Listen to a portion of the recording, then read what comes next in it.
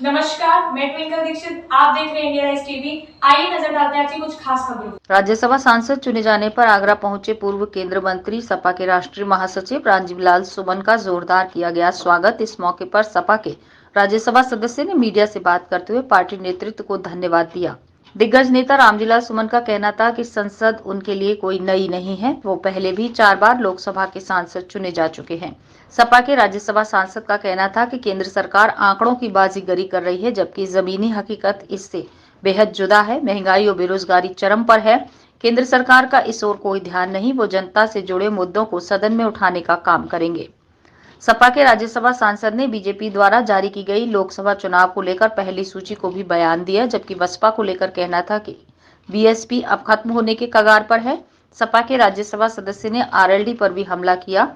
उनका कहना था कि सपा आरएलडी को 60 सीटें दे रही थी, जबकि वो वहां 2 पर राजी हो गए। आपको बता दें, राज्यसभा चुनावों को लेकर सपा ने 3 प्रत्याशी मैदान में उतारे थे, जिसमें जया बच्चन, सपा के रामजीलाल सुमन ही विजयी माने जा रहे हैं। रामजीलाल सुमन के राज्यसभा सदस्य बनने के बाद सपा दलित वर्ग में लोकसभा चुनावों में बड़ी पैठ बनाने का काम करेगी। मैं समाजवादी पार्टी के राष्ट्रीय अध्यक्ष श्री अखिलेश यादव को धन्यवाद देता हूं कि उन्होंने हमारे ऊपर भरोसा जताया।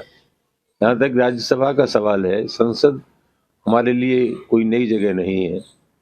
मैं पहले भी 4 बार लोकसभा में रहा हूँ, भारत सरकार में मंत्री रहा हूँ। तो जो संसदीय परंपराएं हैं उनको हम भली भांति समझते हैं कि विधानसभा और संसद यहाँ कानून बनते हैं। जनता के जो हक में कानून बनेंगे उनका तो हम समर्थन करेंगे, लेकिन जन विरोधी कानूनों को सरकार लाएगी उनका डटकर मुकाबला किया जाएगा।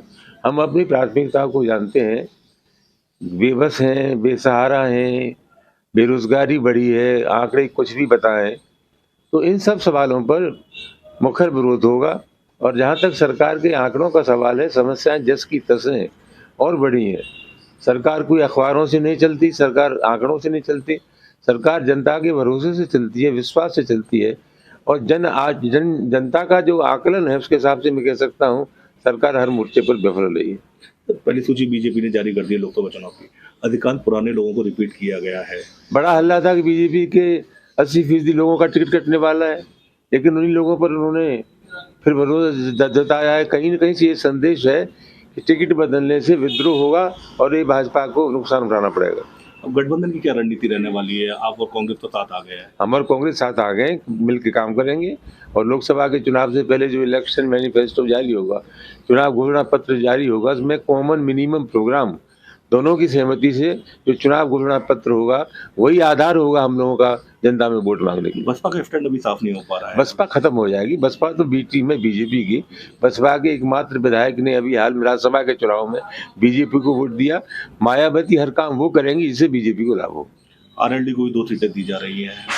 आरएलडी को 7 सीटें पसंद नहीं आ रही, 2 सीटें उनको दी जा रही हैं। आज आरएलडी को क्या मिलेगा मैं नहीं जानता, लेकिन एक राजनीतिक कार्यकर्ता होने के नाते मैं ऐसा मानता हूँ भविष्य में आरएलडी खत्म हो जाएगी।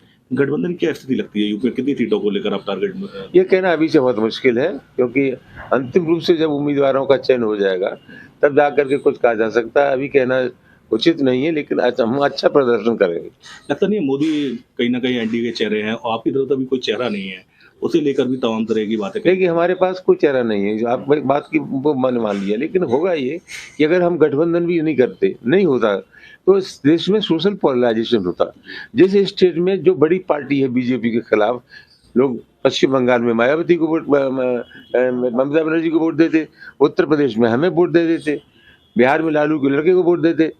तो गठबंधन हो रहा है, अच्छी बात है, लेकिन गठबंधन नहीं होता तो जनता का पोलराइजेशन होता और जनता बीजेपी के खिलाफ उस बड़ी पार्टी को हर राज्य में वोट करती जो बीजेपी को हराने में सक्षम हो। आगे ताजा खबरों से जुड़े रहने के लिए हमारे चैनल को सब्सक्राइब, लाइक, बेल आइकन दबाना ना भूलें। धन्यवाद।